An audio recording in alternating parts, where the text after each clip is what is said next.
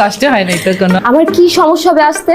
বাস থেকে নেমে সোজা সিএনজিতে চলে আসছে। বাহ, বাবা ভালো আছে? আব্বা ভালো আছে, সবকিছু ঠিকঠাক। আচ্ছা আমি বুঝি না, তুমি আব্বা নিয়ে এত টেনশন কেন করো?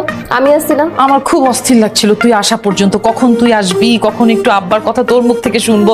আচ্ছা যা তুই ভিতরে যা, হ্যাঁ আমি আসছি।